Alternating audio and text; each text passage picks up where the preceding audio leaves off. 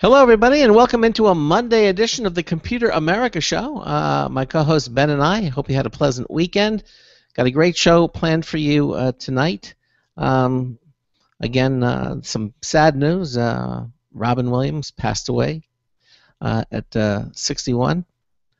Don't know too much about it, but as 4 minutes until showtime. or was it 63? I think it's 63. Yep, 63. 63, yeah, exactly. It's very unfortunate. He was one of my favorite comedians. He was always one of those actors where you were never sad to see him. You know what I mean? No. Like even if what you were watching wasn't that good, or it was panned by reviews, whatever. It was just if Robin Williams was in it, you were happy to be watching it. That's it. Yeah, exactly. Well, as I said, we have a good show planned for you. And the second hour of the show, we're going to have computer and technology news brought to you by Slimware Utilities, the official optimization software of Computer America. In the first hour, we're going to talk about a product that allows you to connect with your doctor for diagnosis and medical questions and instructions and appointments rather than having to go to the doctor's office. You can use this app to take care of most of the things 3 minutes until showtime that you would normally do, and it's really interesting. We have the CEO of the company from AppMedicine is going to be here with us, and so sit back, relax. We'll be starting the show momentarily. Does this mean that cell phones put off enough radiation that you can use chemo on your phone now? I'm not sure.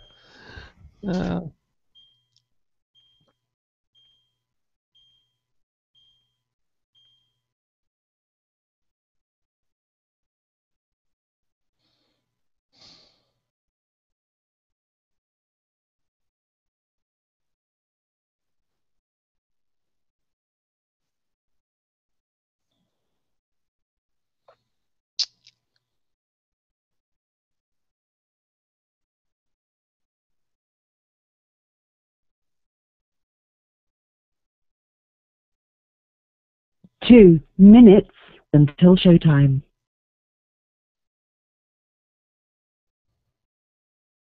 Okay, Lisa, one last check. You're still there with us, correct?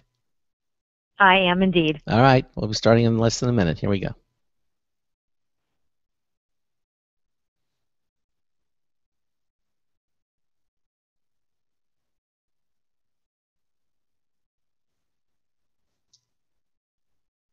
Origin PC is making a lot of news. Yeah. Yeah. Oh, and they're going to be on the show with us tomorrow, so we can talk about it. I think she kind of scheduled them to be, someone to have something to talk about.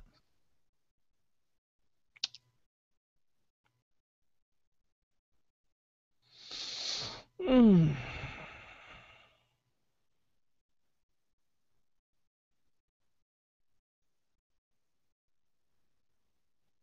One minute until showtime.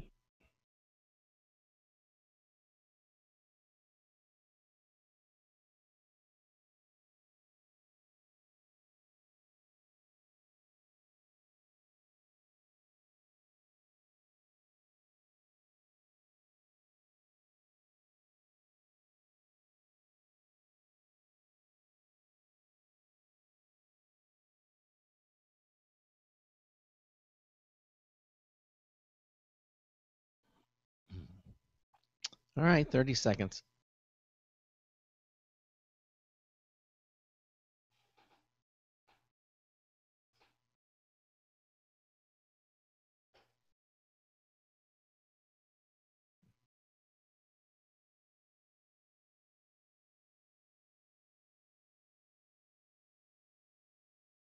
Your show will go live in 5 seconds. 4, 3, 2, 1. Broadcasting live, it's America's longest-running national radio talk show on computers, Computer America, hosted by national columnist Craig Crossman. Look for Craig's weekly column in your favorite newspaper. This show is being beamed nationwide. America.com. Keep it here for technology news, computer products, guest interviews, and your phone calls. You're listening to Computer America. Hello and welcome into the Computer America Show. It's the nation's longest running, nationally syndicated radio talk show on computers. Computer America is heard around the world and coast to coast. And I'm your host, Craig Crossman. And I'm your co-host, Ben. Hey, Ben. Okay. Did you have a good weekend? Everything cool? Yeah, everything went swimmingly this weekend. Yeah.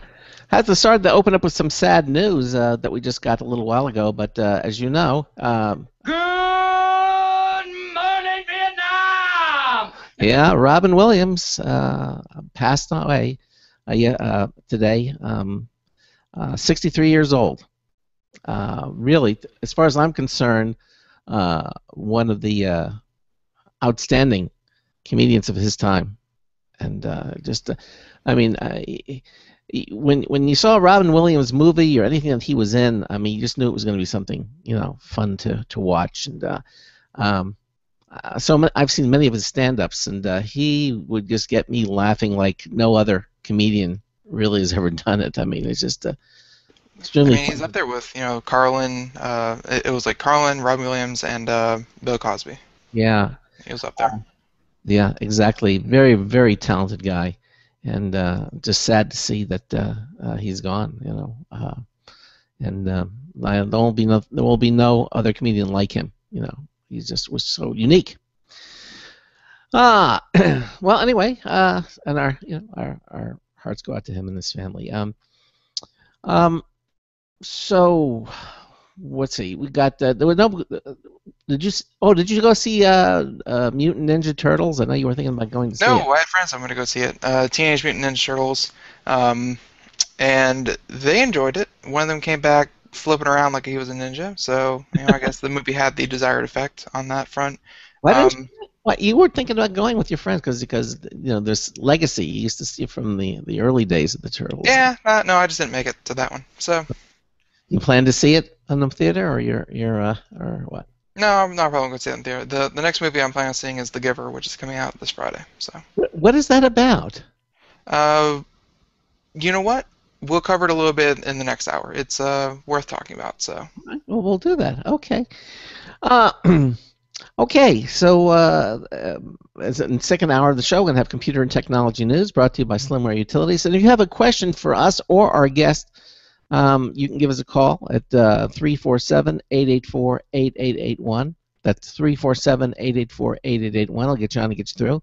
Just giving you the numbers. Email is live@computeramerica.com. You can also join us in our live interactive IRC chat room from our homepage at computeramerica.com. Right there in the middle, you'll see it says chat room/video. Just give it a click, and it'll take you to their chat room page. And what you want to do is just pick a nickname. I'll ask you for a nickname. That's the name you'll be known by when you go in there. Click the connect button, and you're in. It's just that simple. No Java required. That's one of the reasons why we moved to the IRC chat room. Also, you can watch the Computer America show via our live Computer America video streaming page, which is brought to you by Otherworld Computing, quality products, expert support since 1988. Now celebrating their 25th anniversary. Visit them at www.macsales.com. And they got some new specials and things going on there, and we'll talk a little bit more about that in the second hour of the show. So, all right, well, let's get to it. I'm kind of interested in this product. Our guest this hour is from a company called AppMedicine.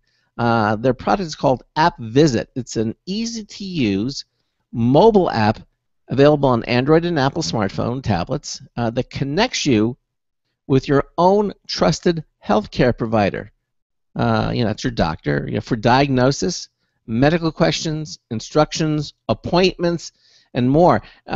So rather than going to the doctor's office, AppVisit provides you a secure way to receive the care you need when you need it, from the comfort of wherever you are. Now, here with us is Lisa Serwin. Lisa is the Chief Executive Officer of AppMedicine, and she's here to talk more about it. Lisa, welcome to Computer America. How are you tonight? I'm fine, thank you, and thank you so much for having me. And may I add my condolences to the Williams family. I'm in the Bay Area. Robin Williams lived in Marin, which is just north of here, and he was a often cited, known figure here in San Francisco, and it's really just horrible, actually. Yeah, I mean, it came to me as a total shock. I wasn't that there was something like that was going to happen to him. So, I guess we'll get more details, as these things unfold. But anyhow, let's talk a little bit about your company, AppMedicine, and AppVisit. And in my introduction, did I kind of give it an overview, but why don't you, as the company CEO, kind of explain it to us what AppVisit is and what it is that you're trying to do with this product? I will. Thank you so much. Mm-hmm. So what AppVisit is all about is, as you said, and you did a wonderful job, thank you, is really about keeping you out of your doctor's office.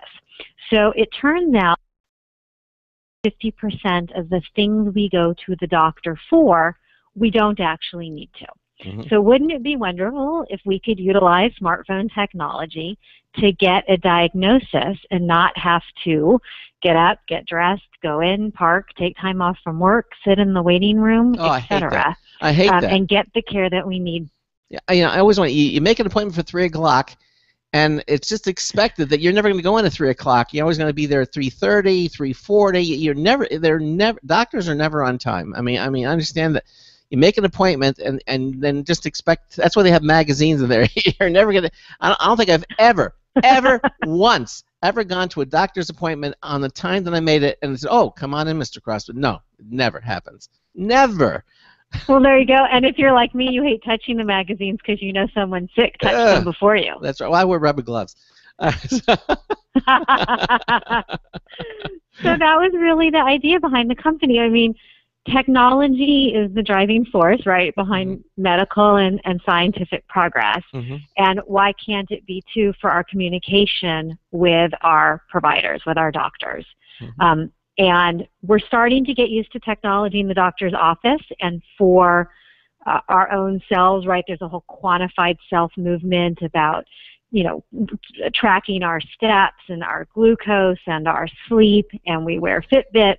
And why can't we take all of that communication and communicate it with our doctors in a way that makes us even healthier and ideally keeps us out of the doctor's office? Yeah, it's true. I've observed it now more and more today with the doctors I go to. When the doctor, first of all, they usually have their an assistant comes in and they kind of do a thing and they bring in a little touchpad, like an iPad or a small laptop, mm-hmm. and they'll just touch the things and put them in there. And then the doctor comes in, and he's carrying one too, and he's putting information into it. And it didn't used to be that way, but now it seems that most doctors now are online and connected, and they have portals, and supposedly where you can go to the portal and look up information about yourself. And so I'm assuming that this is similar to that, but except you do it on your smartphone, yeah? Well, it's similar, but it's actually beyond. So what's really interesting, there's sort of a revolution happening in healthcare. Mm-hmm. So it really started with patient portals, and patient portals allow 24-hour secure access to information that's happened while you were in the office. So as you mentioned, all that information that they're putting into the iPad. So you can get things like your test results. You can take a look at your medication history. You can review insurance coverage. Okay. You can, some portals provide educational materials. So if you have the flu and you want to know what common things are to do, you can go to your patient portal and look it up there. Mm-hmm. And then in many, but not all patient portals, you can email your provider with a question or for a medication refill. Generally, though, in a portal, that email that you're sending to your provider, you're taking your best guess mm-hmm. about what it is you think your provider should know about whatever it is you're experiencing. Mm-hmm. But most providers, right, they have a checklist. There's sort of a standard of care primarily in their heads or on their computer that they follow. So if you have a rash, they have certain questions they want to ask you. If you saw Mutant Ninja Turtles over the weekend and we're practicing your ninja skills and want to know if your ankle is now broken, there's a checklist that they have that they go through. And so what we really do is we're a software company, but we create that standard of care available to patients on their mobile phone, so that what your provider is getting is actually structured information. It's the questions that they want to know. Providers can personalize it because every provider, runs their practice differently and knows their patients better than certainly we do. And so it's all incredibly customizable. And so the information that you're then sending your doctor is not just sort of an unstructured email, but it follows the standard of care path and takes advantage of all of the great technology on a smartphone. So we have photos and body tracers and microphone capabilities so they can hear you cough.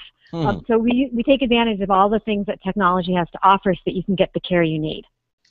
You can actually cough to this and they'll hear you. I mean, that's kind of interesting. Does that work accurately enough? I mean, can a doctor get an accurate, or maybe yeah. Maybe if, well, in and of itself, it might not be enough, right? But it's in combination with everything else. So, for example, say you wake, let's take the cough example, or let's take the swimmer's ear from swimming over the weekend. So you went swimming over the weekend, and now your ear hurts. Is it an ear infection? Are you coming down with something? Is it swimmer's ear? You're going to guess it's swimmer's ear because you went swimming, and that sort of makes sense, but who knows? So you follow a standard question. It's not a standard, it's a customized, but you answer your doctor's questions. And we have a variety of question types so that your doctors can ask questions of you in ways that are convenient to answer on the smartphone. So we have multiple choice, or we have a scale. Do you have a fever? Yes or no. Did you go swimming this weekend? Yes or no. What are some of your other symptoms? Here's a list. Why don't you check them? Are you, what is your pain level on a scale from 1 to 10? And so with all of those answers, they can determine often, not always, but often, whether or not it's swimmer's ear or perhaps you're coming down with something more serious. If it's a cough, and for example, you've said, other than the cough, let's say you don't have a fever, the cough is dry, it's been less than 7 days, and it's been particularly windy outside, and yes, you have allergies, that would give your doctor one answer, compared to I've got 102, I'm coughing up colored phlegm, not to get gross. It's incredibly wet. It's been 5 days. I've been taking Robitussin and it's not working. I really don't feel good. Now, at that point, your doctor might say to you, you know what, this is probably a little more serious than a phone visit. You may need to come into the office. But as I said in the beginning, often they can diagnose you over the phone, or at least do an initial diagnosis, prescribe you the medication you need, and save you from going in. So does it work every time? Of course not. Does it work a lot of the time? As a matter of fact, it does. This is like the 21st century of saying take two aspirin and call me in the morning. Well, we're starting to get there, aren't we? It's kind of exciting. Yeah, I think so too. I mean, what about other medical devices like blood pressure cuffs that you can hook into your smartphones and it'll take a. I mean, can you or I guess you don't have to do a direct reading. You can just take your blood pressure and then say, here, my blood pressure is 120/80 or something, and my pulse is So. Yeah, no, so there's a couple of, there's a bunch of exciting things on the horizon. So for my product, AppVisit, we're actually working on, it will be out, I think, this quarter. We're not entirely complete, being able to integrate Bluetooth devices into the exam.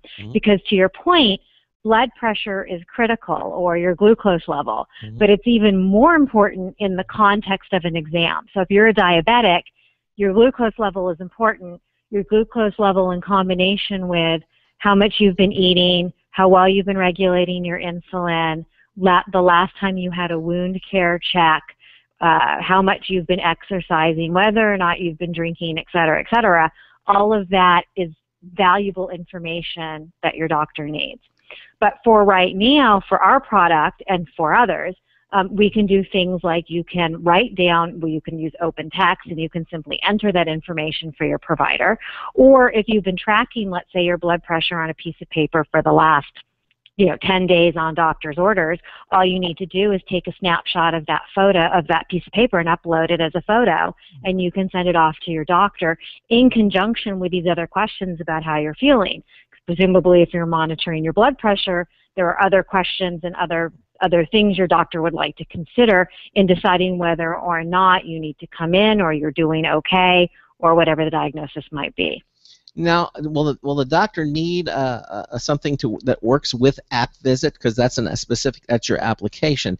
Does the medical provider need to have or work with that particular application, or is it sort of transparent? I mean, what does the doctor need in order to make this work? The doctor needs an account with us, and Okay. that is it. Once we have an account set up, the beauty for doctors is they can respond to app visits on their PC, Mac or Windows, from a tablet, iPad, from their phone, Android or Apple, and same with patients. Although actually on the computer we're not 100% there yet. That is also in development and will be out soon. But for right now, for patients, we're on Apple, Android, iPad, tablet. So doctors can assess a patient or respond to a patient however they would like. And what I mean by that is some doctors use app visits in between patients, so they check it in between their other visits. Some doctors reserve an hour in their day to respond to all the app visits that come in. Some doctors use it after hours or on weekends as a way to be available to their patients, but still having it be within their control. In a way, what this does is all those, free phone calls that doctors have been providing to us at 2 a.m. in the morning, because of course we all get sick at 2 or on Sunday or whenever the office is closed and it's most inconvenient for both parties. This puts an element of control back into both sets of hands. So if I wake up with an eye infection on a Sunday morning and my eye doctor is willing, if I send an app visit in on Sunday, he could take a quick look. If it's something really serious, he knows to contact me right away. If it's something less serious or he's not that worried, he could send me a reassuring message so that I don't panic, and then we could agree to talk on Monday when the office is open. Right. So there's a number of ways you can use app visit as a provider and as a patient, sort of for security and for control. What about actually seeing the patient? I mean, in other words, using like some sort of a webcam or something, because most everybody has webcams these days. I mean, I don't know how much a doctor can tell just by looking at you, but maybe he could see that that one side of your face is drooping, or something that might be apparent that you might not know. Yes, absolutely. Yeah. Well, that is actually a great question. So I mentioned that there was a lot afoot in sort of this mobile health world. My particular product, AppVisit, is asynchronous, meaning that the provider and the patient don't need to be in the same place at the same time. And so we don't utilize video like a webcam, but there are lots of companies that do. So there's a whole movement around what's called synchronous telemedicine, and that's where patients and providers can be together at the same time, but in different places, and that's usually via a secure video. And it's actually terrific. So there's a company, for example, called MD Live, and for a fee, you can either talk to or see via a webcam a doctor or a therapist, for that matter. You do need an appointment because both the doctor and or the therapist and you need to be in the same place at the same time so that you're both in front of a screen. But it's a wonderful way to receive care. All right. And yes, they can tell a lot, absolutely. Sure. So basically, this all comes under the I guess the headline of telemedicine and the telemedicine industry. It does indeed. Okay. So I'd like to focus specifically on AppVisit. What does it do? What does it give me? Can you kind of give us a little bit of an overview of what happens when I tap on the AppMedicine application and kind of give us a Sure. Sure. Go ahead. So we actually start with the provider. And the reason we start with the provider is our particular business model is to connect you with your own doctor. Okay. So it's the one who knows you, who knows your family, who knows your history. Mm-hmm. Now, there are other companies where you can see any doctor, and for some folks that's fine. My personal philosophy is that when push comes to shove, generally we've chosen our doctors for a reason. We have a relationship with them and we're comfortable with them, and that doctors are going to be more comfortable utilizing new technology with patients who they know. Right. So that's where we start. We start with the doctor. And once the doctor has an account, there are a number of ways for patients to register. The easiest, we actually have a self-registration process. And so you text your doctor's code to a phone number. Mm-hmm. We send you the link to the App Store. You click the link. You download the app on your phone just like you would any other app. You enter some basic information, your first name, your last name, your date of birth, your mobile phone number. You choose a password, and you are free to get started. And so what happens is when you log on, essentially what you'd see is your doctor's picture and a specialty, because ideally over time you will have more than one doctor with that visit that would appear on your phone. Mm-hmm. And so let's go back to dermatology. Say you woke up with a rash. You would click your dermatologist picture or your primary care physician, if that's who you see for your rash, and you would begin to answer a series of questions that would be available for you. What does it look like? How long have you had it? What does it feel like? Where is it on your body? You would trace a picture, Mm-hmm. take a photo. Is there anything else you'd like your doctor to know? And at that point, you would be done with the visit. You would click send, and your doctor would get a text or email or both, depending on how they've set up their account, Mm-hmm. and or their office staff would get it, depending on how they set up their account, or both. And so everybody would know that you, in fact, have a rash. And your doctor would then be able to log into the app from their phone, from a tablet, or from their computer and take a look at the answers that you have sent them, along with the photos and along with where it is. And depending on the context, depending on the rash, if it's poison oak, they might simply send you a message back that says, this is a clear classic case of poison oak. I'm going to send you prescription cortisone. I've already sent it to your pharmacy. You are free to go pick it up, and I hope you feel better. That's one possible outcome. Mm-hmm. Another possible outcome is that mole is perfectly normal. Please don't worry about it. Or a third possible outcome is, gosh, I'm not sure I like the pictures you sent. Why don't we have you come in? Let's make you an appointment and bring you into the office. I can see how that would work. I mean, that's because is everything in the app kind of self-contained? Like, there's not like a button at the end that says, "Would you also like to share this on your Facebook timeline?" Is it all just? Yeah, no. Everything is absolutely self-contained. It's HIPAA secure. HIPAA is the healthcare law in the United States that protects your privacy as a patient. So everything is actually encrypted end to end, and we as a company don't even know that you're a registered patient of a particular doctor. So once the doctor's account is set up, we don't have access to those patient records. Those are between you and your doctor. So not only can it not appear on Facebook, nobody can post your rash picture to Twitter. Okay. It makes a lot of sense. Because I'd really hate to think about the things that doctors probably get emailed to them, wouldn't you? Yeah, definitely don't want that popping up. But it's I mean, it seems like what a lovely rash you have.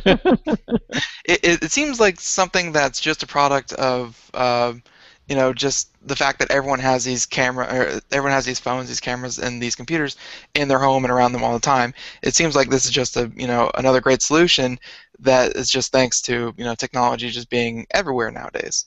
The ubiquity of smartphones certainly makes this possible.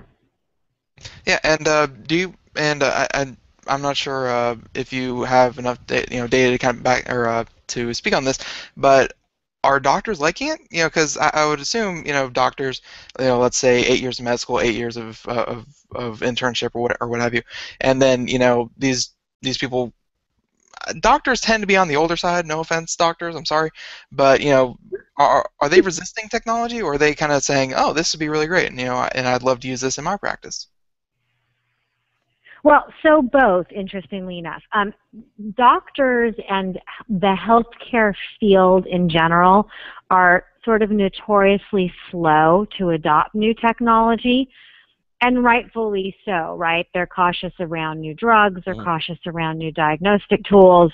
Patients get confused easily with all the different tests and lab results and everything else that are being ordered.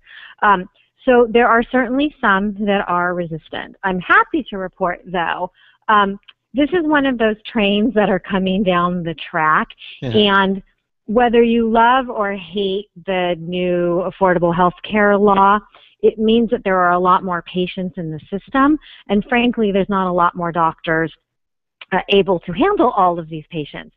And one of the things that AppVisit and technology like it enables doctors to do, frankly, is see more patients in less time and still provide a really high level quality of care. And in fact, I would argue it's actually higher than, as I mentioned earlier, those 2 a.m. phone calls that they've been taking. And the reason I say that is this is structured information. It's the questions that they're asking of their patients. It's the questions and the answers that they want to know in order to feel comfortable. And again, with AppVisit, with my company, it's the patient that they know and it's the doctor that you trust. So the good news is that, yes, a lot of them are embracing it. They're embracing it in various ways. Some like our product AppVisit, which is asynchronous and gives them control and they don't need to be in the same place at the same time as their patients. Others prefer sort of the face-to-face encounter, the synchronous visits that happen in the webcams that we talked about. And others are sort of really into it and, for example, using Google Glass now to annotate their healthcare records. So it really, just like with anything, healthcare providers run a bell curve, and there are, early innovators all the way down to the laggards. And of course, we're starting with the early innovators, and there's a lot of really tech-savvy physicians who are interested in new technology. And also, this is a way to increase revenue in your practice. So you can charge patients for e-visits just like you would for an in-office visit. Lisa, do you think this is a generational thing? I mean, is your experience that it's younger doctors that are embracing this, and the older ones that are resisting it? I mean, that's the classic model. Or are you seeing that it's across the board that doctors generally are accepting it? They understand that technology is a good thing. I mean, what kind of response are you getting? Is it age demographics? What's is there any kind of a line here? No, that's a great question. I wouldn't say it's actually generational. Interesting, it's more sort of specialty driven right now. So smartphone technology lends itself particularly well to things that require photos. So ophthalmology, for example, or dermatology, or questions or things where you maybe want to track your patients. And what I mean by that, not in a, put a band around them kind of a way, but as an example, say you've put an adolescent on antidepressants. There's an increased risk of suicide with many of these drugs in the first 30 days. And one of the things that our technology and technology like it allows you to do is you can schedule automatic visits with your patients. So say you've just put a teenager, or there's a patient you're worried about for some, whether it's suicide risk or they've had stitches and you're worried about an infection. You can schedule automatic visits every 2 days, every 3 days, once a week, whatever you want to do, right? Technology puts you in control.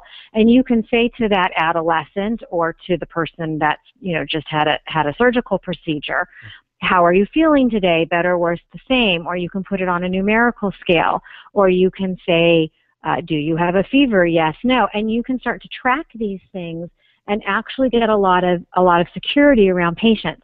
So it's actually specialties where there's a lot of that are embracing it early. As you can imagine, proctologist, OBGYN, there's maybe less immediate application. Yeah. There's pre-visit intake forms, there's No. post-visit follow-up. So it's actually more on specialty than on generation. Right. I mean, with fiddling with your phone, Yeah. Well, at the bottom of the hour break, and then we got lots more questions coming up. You listen to the Computer America Show on the Blog Talk Radio Network, on the Boost Radio Network, and the IRN Radio Network. We'll be right back. Hey everyone, have you heard about the No hair removal device that's sweeping the globe? If you want to go weeks without shaving and get smooth, professional quality results, here's our favorite host, Cheryl, for No hair removal. Thanks. Hey gals, I love talking about my No. It's this cute little hair removal system that you can take with you and use almost anywhere at home or on the road. No more expensive in-office treatments, painful waxing, and no more wasting your valuable time. Got unwanted facial hair? No has patented thermocon technology that works on all hair and skin colors, so it's perfect for using on all body parts. And now you can take advantage of this incredible risk-free trial. Get the No, the facial kit, a travel case, and a $100 discount shopping card, and you don't risk a penny to try it. Try the incredible No hair completely risk-free. Call 1-800-953-5415. That's 800-953-5415. 800-953-5415.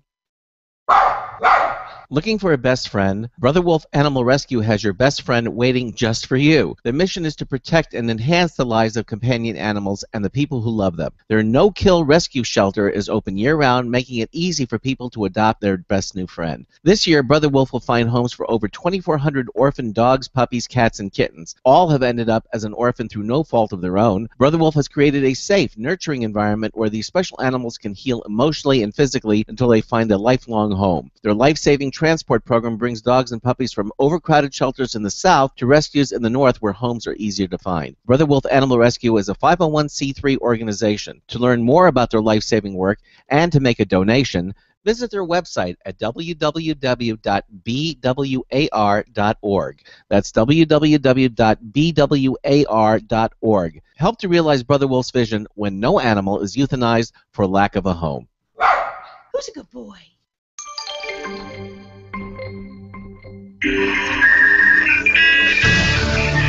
You're going to like this one. This is Marty Winston for Computer America with a News Tips Bulletin Review of Thinnium Charge. Now, a box of chiclets is bigger than a Thinnium Charge, at least at first. It has a flat front and back and rounded edges, so this gizmo looks unassuming, but its DNA is part transformer. At the bottom on the back is a little square that says push, and when you do, an upward-facing micro USB port steps forward, just begging to go into your handset's charging port. You can charge it from USB with a tucked-in saluting hand connector on a cable that's stowed in the top right, but there's an even cooler trick on hand. The back has some AC prongs you flip down. They never quite reach a right angle, so you get a spiffy slanted easel. You have a complete 1-amp USB charger that's a small and slim, so small and slim, you'll always have room in whatever you're carrying to slide it inside. Bottom line, Thinnium Charge takes the concept of a wall-wart charger and knocks it flat. Yeah. This is Marty Winston with a News Tips Bulletin Review for Computer America. You seemed a little more animated in that one. I like that. Yeah. Yeah. Welcome back to the Computer America Show. 33 minutes past the hour. We have Lisa here, and we are going over the app, AppMedicine, from AppMedicine.com. And I think one of the things that you that we glazed over real quick was the fact that each doctor can customize the questions that they give their patients. They're not just saying, "Okay, go to WebMD, self-diagnose yourself, and I'll see if I agree with you." These questions are they part of like coming from a practitioner's point of view for this app? Is it like a drop-down menu, and you can add this question, and this question, or do they have to type each one up for each patient? Well, actually, a combination. So we have a library of over 200 exams that have been created by providers that we work with and or our medical director. And then generally we recommend providers start with those. And then they're customizable through a drag and drop menu technology. And so not only can we customize any question for a provider, We can also do it in any language. So if a provider has a high proportion of Spanish speakers or Korean speakers, we can ask their patients questions in their native language, which tends to get a better result because the patient understands the question being asked. Okay. Let me ask you this, Lisa. Aren't you or aren't doctors worried about malpractice suits, let's say from this kind of an app? I mean, it seems to me there might be a lot of room for errors if you don't nail things down. What's your position on that? Thank you. That is a fabulous question. My position, backed by some attorneys, I might add, but nevertheless, is that it actually helps reduce the risk of of medical malpractice. And the reason for that is, again, so doctors, bless their hearts, have been talking to patients on the phone or over email or through these patient portals, right, for a long time. With our app, not only are there, right, as well, of what the patient sent them, but we track all of the communication back and forth for that provider. So we actually eliminate the risk in what are called he said, she said lawsuits, where if it's on the phone, there's generally no record. We have photos, the body tracers, the answer to your questions. We know what your provider said to you and, frankly, what you said back. So it actually helps the insurance companies. It helps patients as well, because if there, God forbid, has been malpractice, in theory that's recorded. And if there hasn't, on the provider side, if they've done everything right, that's tracked as well. So it's actually better, I would argue, for insurance companies and providers, and frankly for patients as well. Okay, all right. Well, again, as I said, as you said, I thought it was a good question, and certainly something that people would worry about. You know, doctors and patients alike. You know, so. No, absolutely. And so again, this is in our product AppVisit. Again, this is the doctor who knows you, and you know the doctor. And so, although there's always the potential for miscommunication, that's true regardless of whether you're on a smartphone, a computer, or frankly in the office. In fact, just some fun little stats, but the average number of minutes that a doctor spends conveying crucial information is on the order of 1.3 to 1.5 minutes, depending on who you ask. Wow. The percent of instructions forgotten by patients by the time they reach the parking lot is somewhere between 80 and 85%. So one of the things that this technology offers and that AppVisit can provide is, if you've been into the office, if you've had a procedure, if you've had an in-office visit, you've received instructions, the doctor can follow up with you and make sure that you've understood the conversation and or the diagnosis and or how to take the medication. When you as a patient say, I've read and understood these instructions, and they're now with you in writing, they're on the phone for you all the time, and you answer that yes back to your last question, that's great for the doctor from an insurance standpoint.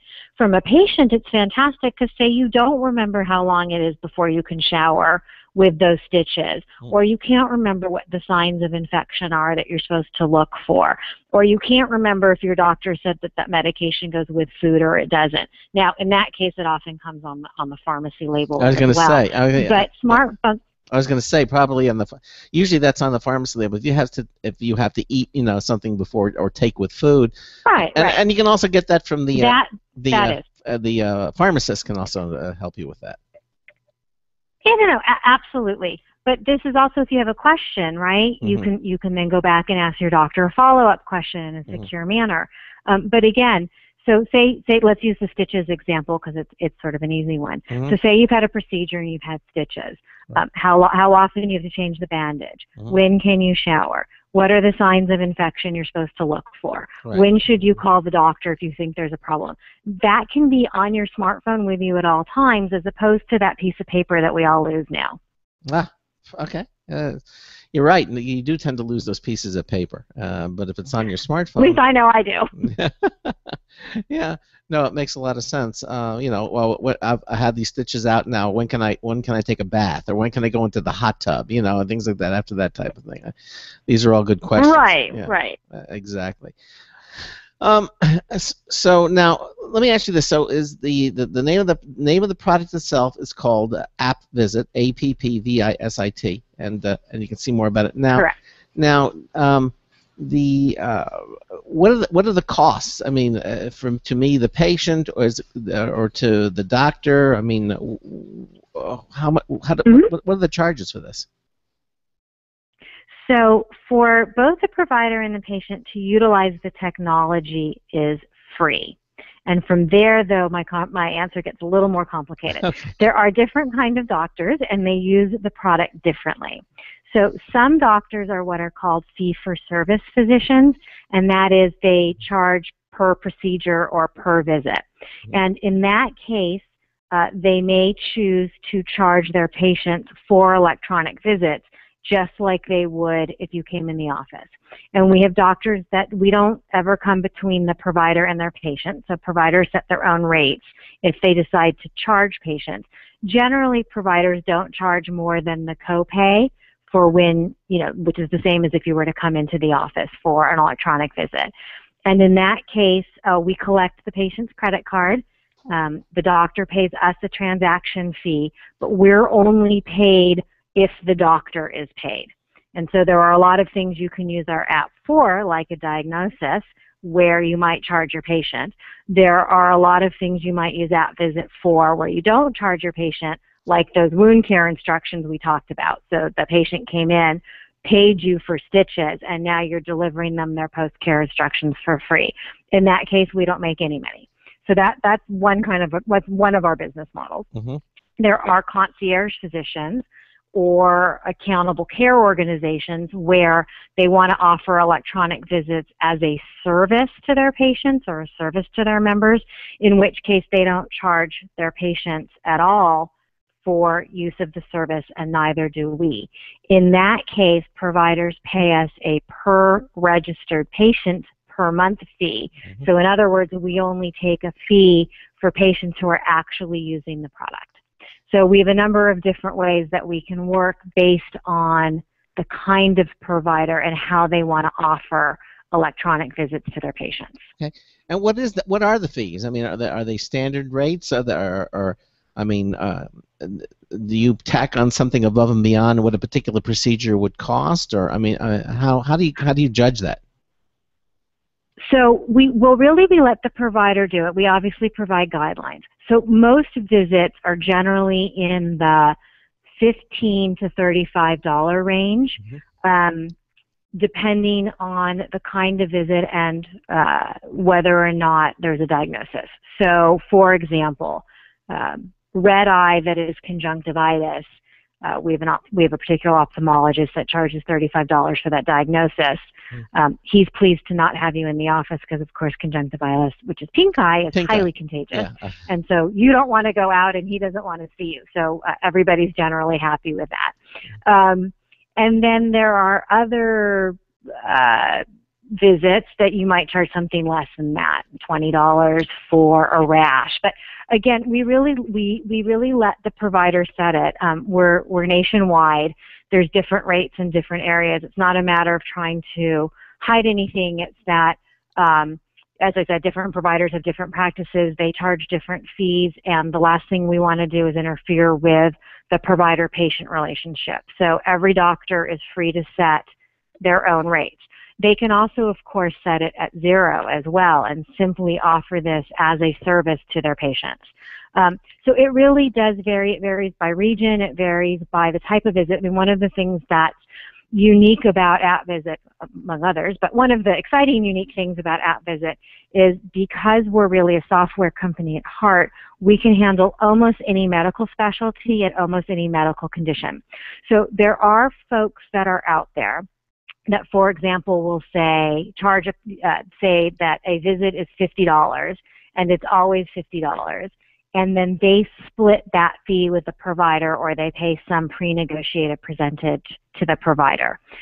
We do take a transaction fee when the provider charges, but it's actually not percentage-based. It's generally a fixed fee, although again it depends on the kind of practice. So it really does vary for us. We don't have a fixed business model because it really is between providers and their patients, and we wanted to build a product that provided providers maximum flexibility, and ophthalmology has different fees than dermatology, which has different fees than pediatrics, which has different fees than OBGYN, which has different fees than cardiology. And so for us, it's really flexible, and it's really up to the doctors. Wow. And because there's so much, it really is kind of hard to nail all of it down. But because there's so many different, there's so many things that can go wrong with the human body, and there's so many specialties. Yes, I mean, it's just like, am I having a heart attack? Oh, well, let me call up my app thing and see if if I'm having a heart attack, or should I go to the hospital, or just wait it out? I mean. This app probably won't be, the end all, say all. If you're having a heart attack, you can obviously leave a message with your provider, but then you're gonna have to wait the weekend, and then you might want to go to the emergency right now. If you're having a heart attack, please, if you're having a heart attack, please don't play with your smartphone. Please call 911 and get to the nearest emergency room ASAP. Thank you very much. Yeah, exactly. But I mean, like you're saying, for like pink eye and that kind of thing, people, I think, really feel that they don't want to leave the house, first of all, and that they much rather, stay in. So just an app like this, it's, I would have to say it's a long time coming, just the way smartphones have been, and it's, it's nice to finally see it here. Well, thank you. We think so too. Yeah, exactly. All right. So now, of course, if you want to see more about this for yourself, all you have to do is go to our website. Go to computeramerica.com. Just go to our show notes page, and you go to today's show, which is August the 11th, and you will see the link there, right there under August 11th for the AppMedicine, and you can click on it, and you can go to their website and check it out for yourself. It's appmedicine.com, but again, the link is right there, and you can see it. That stays up there forever, because the show obviously is heard over and over again. And downloaded, and we will always leave that information up there. And again, you answer good questions. You say why app visit, and you have it broken down by patients, and you have it broken down by providers. So anybody who's asking questions, you can certainly get a lot of them answered just by going to the website and seeing it for yourself. Again, in this day and age of these medical technology. Now you put this question here. You say, what other apps are available that allow you to see your provider? Now, is this the distinction between synchronous and asynchronous that you mentioned earlier on, or did you have something else in mind with that? Well, no, that's exactly right. So the whole area of mobile health and using your smartphone is exploding, and so there's a lot of really interesting new products on the market. So there's AppVisit, which so far, although I'm sure that will change quite shortly, it allows multi-specialty, almost any medical specialty, any condition, visit with your provider. There are companies that are doing it synchronously over video cameras, like we talked about earlier. So that's, again, seeing a provider or your provider over a webcam. And so there's a company, for example, called MD Live.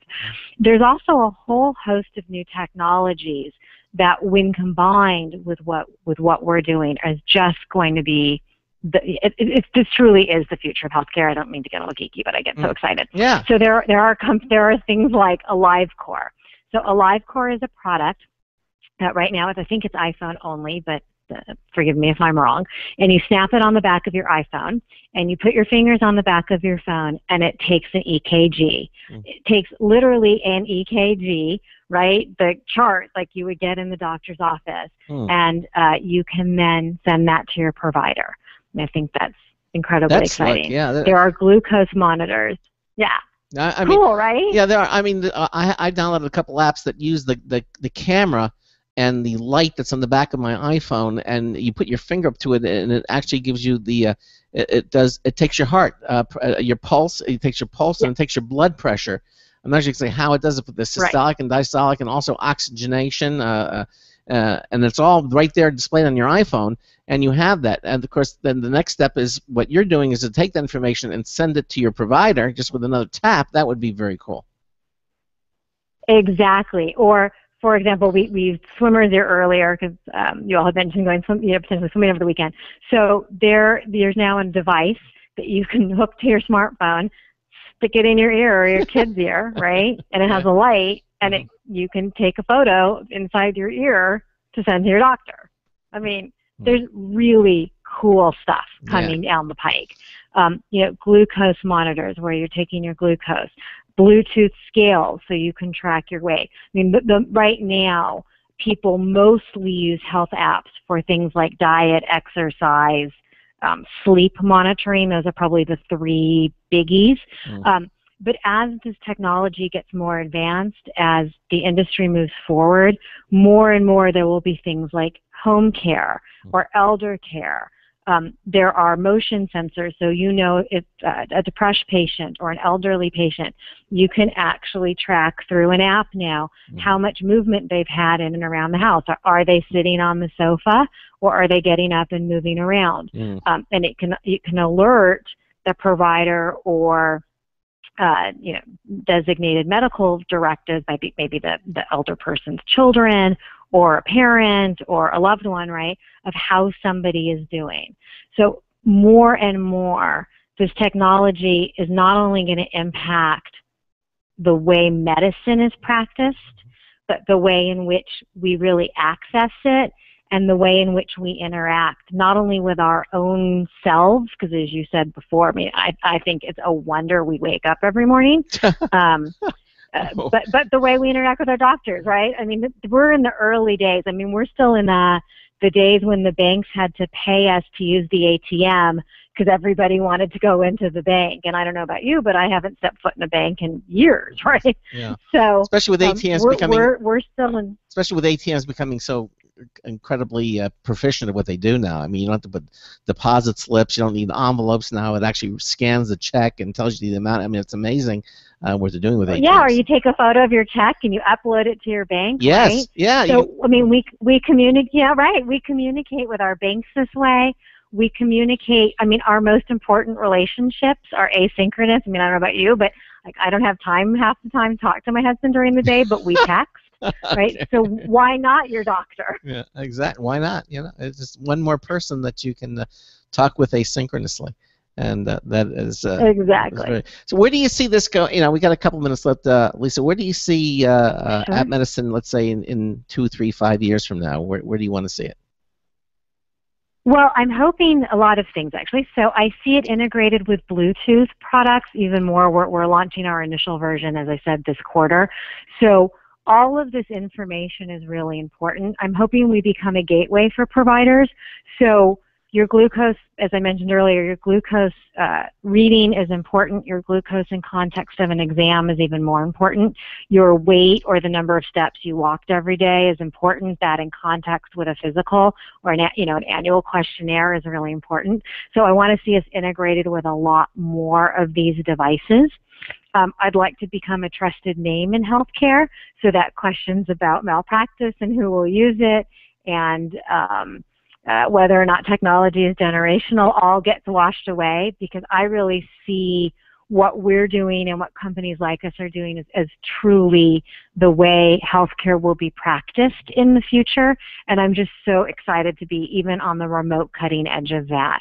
I'd like to see us integrated, as you mentioned, when you go to the doctor now, they often have iPads. That's called an electronic medical record, and that's where they're recording all of that encounter information. I'd like us to be able to tie into that so that doctors and patients can easily access that with one touch in combination with their app visit. So there's our features list in my to-do list is longer than I am tall, although I'm not very tall. But so there's a lot to do. I mean, this really, I think, is so exciting for all of us as patients, because we can start to record and track and question and ask, and we can also use app visit. I mean, how many times have you gone to the doctor and had a list of questions that were sort of in your head, and then of course you get there and you manage to remember 2 of them or 1 of them, right? So if you can use technology to prepare yourself for your visit, there's so many things we can do with this to make our lives better, and frankly our doctors' lives better too. I hope this becomes as ubiquitous as, banking and, talking on the phone. All right. Well, listen, Lisa, very enlightening. Thank you so much for being with us here tonight. Again, you can see it at appmedicine.com or go to our website at computeramerica.com on today's show notes, and you can check it out for yourself. Lisa, thank you so much for being with us here on Computer in America tonight. It was very enlightening. Well, thank you so much for having me. And when you do talk about The Giver in the second hour, it's a fabulous book. I don't know anything about the movie, but enjoy your conversation. All right, Lisa. Thanks again. Thank you. Take care. Bye-bye. Bye. Thank you. All right. Bye-bye. All right. There you go. AppMedicine. You can check it out for you at computeramerica.com. And just a couple of quick things before we go into the second hour of the show. We've talked about our Computer America contests, and it's been, I'm sorry, I've been a little ambivalent about our Logitech contest, but it's in stone now. The prizes that you see are going to be used one more time. So we're going to have the 3 prizes, the Logitech HD Webcam C310 valued at $50, the Logitech G400S gaming mouse valued at $60, and the Logitech UE600 noise isolating earphones for $120. Those are going to be given away in September. So head over to computeramerica.com, get your entries in. It's real simple. All the instructions are there. Your full name, shipping address, and phone number, and put that in an email to contest@computeramerica.com. That's how you get entered, and then we'll accept entries up to Friday, September the 12th at 12 a.m. Midnight. And then over the weekend, we'll draw 3 winning names. On Monday, September the 15th, we'll announce the 3 winning names. So one more time with the same prizes, and then we will have new prizes for the contest after that. So it's our Logitech contest under a contest page at computeramerica.com. Check it out. It's where the action's happening. Enter in all of our contests. Enter our show reminder winner contest. So every Friday we give a really nice prize from Logitech. You subscribe to our weekly email newsletter, the show reminder. It is the only publication in the universe where you can find out who's going to be on the show, what the topic's going to be for that entire week. And then, as I said, from that list of subscriber names, we draw a winning name on every Friday to get the prize from Logitech, and that is the T650 rechargeable glass touchpad. Beautiful piece of equipment, and valued at it's valued at like $60, and that is our weekly prize that we give away at computeramerica.com. So check out all of our contests. Enter in all of our contests. You'll have a lot of fun entering them, and who knows, you might win something really, really nice. Okay, so there it is. Coming up in hour 2, we're going to have another brand new News Tips Bulletin review from Marty Winston. We got another one coming up. We always have 2 new ones on Monday that we play throughout the week. And let's see what else. And we have, what are some of the stories? I haven't had a chance to go over them. What are some of the stories that we're going to be doing in the second hour, Ben? There are actually quite a few of them. Google's giving away money for anyone who can make a better power inverter. So, Really? If you're a power inverter specialist and you're looking for something to do, Google will pay you. LG has the new lowest priced OLED TV at $3,500. We're going to talk about that. $3,500, big drop from last year when it was like $25,000. So Wow. OLED coming closer and closer. Origin PC comes out with a new computer. Only costs a smidgen, like what, $4,000. So we're going to talk about that computer. Internet Explorer 8. They're on 10 right now, I believe. Internet Explorer 8 is their support's going to end soon. So if you haven't updated to if you haven't updated to Windows 8 or Windows Explorer 10, get on it. Okay. I know there's stories from just about everything. Okay, yeah, including a ultra-fit USB 3.0 flash drive. Moves big data in a small package. We'll be talking about some of these really cool devices, as Ben had mentioned. And of course, Internet Explorer 8 support to end in early July 2016. That's what I just said. Yeah, I know, exactly. So these stories and more are coming up. And of course, we're also going to talk about The Giver and that new movie that's coming out this Friday. Yeah, The Giver. Did you know there's a prototype of HP's first calculator watch, and they're selling it for $14,500? That's a bargain. Oh my God! See, you'd have to use the calculator watch that you just purchased for $14,000 to do your finances afterwards, because you will be broke from buying a $14,000 calculator. Exactly. All right, you're listening to the Computer America Show on the Blog Talk Radio Network, on the Boost Radio Network, on the IRN Radio Network. Ben and I are going to be doing computer technology news, brought to you by Slimware Utilities. Charles Tendell will be back with us at Wednesday. He's back from Black Hat. We've got some interesting stories there, too. That's all coming up. Stay with us for another hour of the Computer America Show.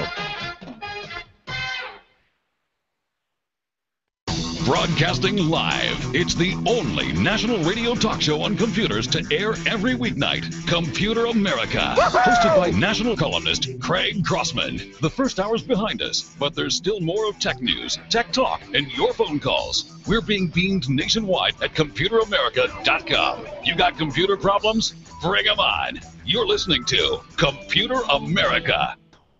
Computers run the world, and we run computers. Call us or send us an email to live@computeramerica.com. Hello and welcome into Hour 2 of the nation's longest-running, nationally syndicated radio talk show on computers. This is the Computer America Show, and I'm your host, Craig Crossman. And I'm your co-host, Ben. And welcome back. We just had AppMedicine here on the show, talking about their mobile app that allows you to basically do things that you would without having to go to the doctor to visit. Very interesting hour. If you missed it, certainly should listen again. We archive all of our shows here at Computer America. Just go to the Blog Talk Radio archives. Also, our live Computer America video streams are saved forever. We under the video archives pull-down menu under the archives menu. You can see it all there. Everything is there at ComputerAmerica.com, and it's there for your listening and watching pleasure. Okay. So in this hour, we're going to do computer news again.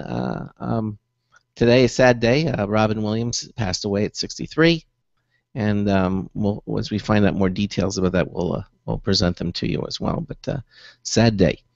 So okay, wait. Robin Williams. Yes. Favorite stand-up act. Favorite stand-up act? Yeah. What was What was Robin Williams' favorite stand-up act? No. What was it? You don't... What? No, this is Craig Crossman. What is your favorite Robin Williams stand-up act? Well, I mean, I've seen him do a live, he's comedy specials, and I told you one of them. I was just laughing till tears were coming out of my eyes. You don't know? You remember what the subject matter was? No. Which one are you talking about? I don't know. Again, this is coming from Craig Crossman's memory. So, my personal favorite. Yeah. Since Craig can't remember his, apparently, was his whole golf bit. Oh, with the Drunken Scotsman and how golf was invented and that whole thing. Uh-huh. So that was actually the first one I saw of him. And then the second question concerning Robin Williams: what was your favorite movie of his? Oh my gosh, the Millennium Man, I think it was. The Centennial Man or Bicentennial Man? Yeah.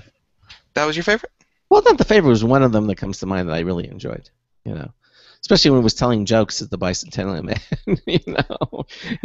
He went to was it a Buddhist hot dog stand? He said, "Make me one with everything." Yeah.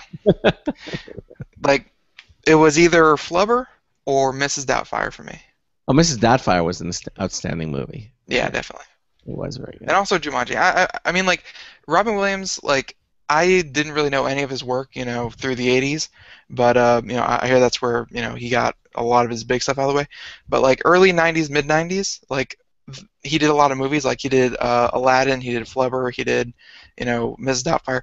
He did all those movies. Like, those were the movies that I grew up on when I was, 7, 8, 9 years old. Did you see What Dreams May Come? That was the most. No. I saw Hook, where he played Peter Pan. Yeah. No, he didn't play Peter Pan. He played Captain Hook. No. Who played Captain Hook? He played Peter Pan. Yeah, he played Peter Pan, and Captain Hook was Dustin Hoffman. Yeah, there you go. Exactly.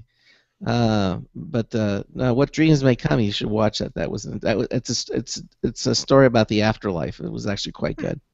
I mean, he had so many great comedy roles, and like I'm glad that's what he stuck to because he had that great comedic timing. Yeah, he played a couple of serious roles. I mean, what was it? Good Will Hunting. Good Will Hunting. Well, that was semi-serious. There was there was a lot of comedy in there though, underlying comedy. It was underlying comedy, but I mean, Good Will Hunting. He played the serious parts well. Yeah, very good. That was an excellent picture, by the way, and it was interesting because it was like the first. It was a joint venture between the kids, and they were kids at the time, and it was their first picture, and that won an Academy Award. Matt Damon. Matt Damon and I forget the other guys. The future Batman. What's his going to be? Yeah, exactly.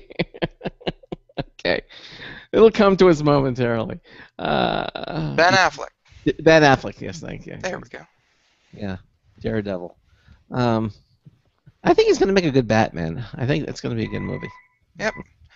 Okay, yeah, sure. Now hold on just a moment. You talk for a moment. Okay. Well, until Craig gets back and he's doing whatever he's doing, I think we're just going to jump into computer and technology news. Craig probably won't play the music, but computer and technology news brought to you by Slimmer Utilities. Speed up, optimize, and back up your data, all free, 100%. Don't have to pay for anything.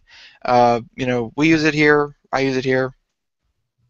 It's good stuff. Yeah, that was your mother calling. Want to know what why the hairy beast is on her bed? Yeah, Zach. I don't know. So, anyways, actually, before we do computer technology news, I like to talk about The Giver. Yes. What's going on? What's going on? That is the movie coming out this Friday. Mm-hmm.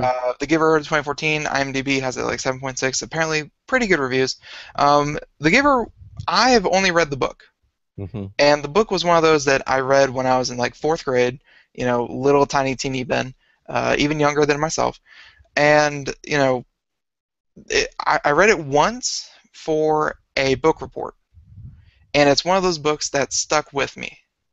Well, what is it about, The Giver? What is it all about? It's slightly dystopian. It's a seemingly perfect community. Everyone's the exact same. Everyone's same hair color. Everyone's same eye color. Everyone's just going about doing their job. They have pretty much foods provided for them, shelters provided for them, and there's no conflict whatsoever. But I mean, there's an elderly man who is just different. And he's always revered. He's I wouldn't say the president, but he's just a revered person. And the main character is chosen out from everyone else. In a world where everyone is the same everything, he is selected out to be trained by the elderly gentleman. And it turns out that he's the giver, and he keeps memories of what the quote unquote real world was like. So he has all the memories of of all the past experiences, and he trains the giver and that kind of thing. I don't want to ruin it too much, but it's from what I've seen from the commercials of it, I don't know how much the book is actually going to translate to what the actual movie is about. Mm-hmm. There's a few more explosions than I remember, but all right. Yeah, I think it's going to be interesting. I mean, the book, The Giver, mm-hmm. just struck me.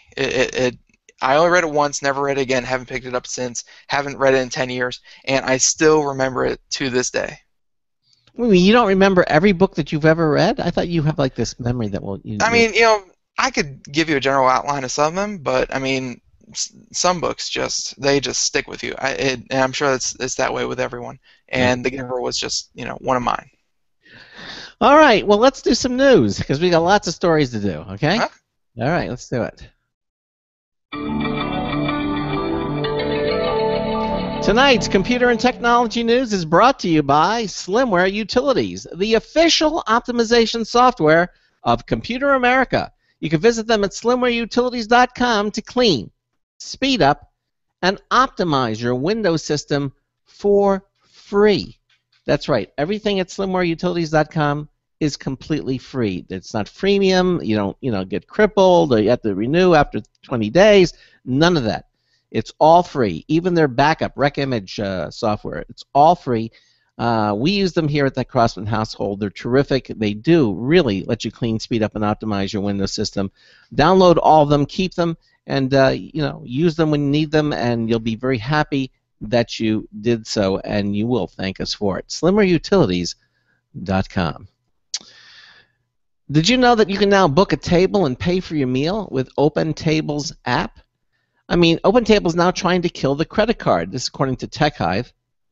After months of testing, the reservation booking company is bringing its pay by phone feature to New York City with plans to add restaurants in 20 more cities by the end of the year. Do you use OpenTable? I mean, because it's kind of cool. You can make reservations. I have never used it. Yeah, I have. I've never even heard of it until this story. Yeah, no, it's been out for some time, and it really does work. So now when you make a reservation at one of several participating restaurants through OpenTable's iPhone app, you'll be able to settle your bill at the end of the meal with just a few taps on your phone.